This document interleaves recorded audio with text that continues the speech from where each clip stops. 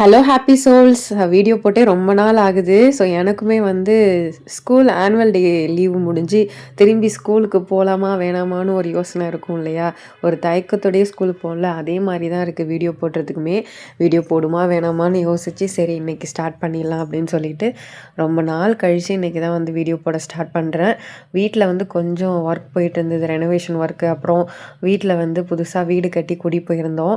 அதனால் ஃபங்க்ஷன் மூடு அது இதுன்னு இப்போ தான் கொஞ்சம் ரிலாக்ஸ் ஆகிருக்கோம். ஸோ இதுக்கப்புறம் வீடியோஸ் வந்து கண்டினியூஸாக வரும் நம்ம சேனலில். ஃபர்ஸ்ட் டைம் பார்க்குறவங்க மறக்காமல் சப்ஸ்கிரைப் பண்ணிக்கோங்க. பக்கத்தில் இருக்க பெல் பட்டனையும் கிளிக் பண்ணிக்கோங்க. அப்போ தான் வீடியோஸோட நோட்டிஃபிகேஷன் உங்களுக்கு வரும்.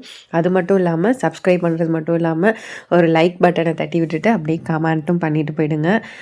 ஸோ ஃபஸ்ட்டு வந்து கிச்சன் வந்து ரெனோவேஷன் பண்ணியிருக்கேன்னு சொன்னேன் இல்லையா? ஸோ அதை வந்து இன்னொரு வீடியோவில் நான் காட்டுறேன், கிச்சனோட வியூ எப்படி பண்ணியிருக்கேன் அப்படின்ட்டு. ஸோ எல்லாமே வந்து மாற்றியாச்சு. டைல்ஸ்லேருந்து கீழே வந்து கிரானைட்லேருந்து எல்லாமே வந்து டோட்டலாக சேஞ்ச் பண்ணிட்டேன்.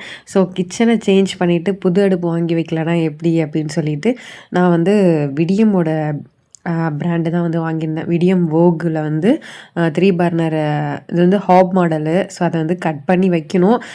இப்போதைக்கு டைம் இல்லாததுனால ஸோ நாங்கள் வந்து மேலேயே வச்சாச்சு. ஸோ ஃப்ரீயாக பண்ணிக்கலாம் அப்படின்னு சொல்லிட்டு மேலேயே வந்து வச்சாச்சு.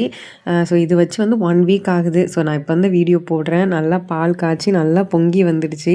ஸோ ரொம்பவே சந்தோஷமாக இருந்தது அதை பார்க்குறதுக்கு. ஸோ அந்த வீடியோ பார்க்குறவங்க மறக்காமல் சப்ஸ்கிரைப் பண்ணிக்கோங்க. அப்கமிங் வீடியோஸ் தரமாக வேறு மாதிரி வரும். பிடிச்சிருந்துச்சுன்னா லைக் பண்ணிக்கோங்க. பாய்.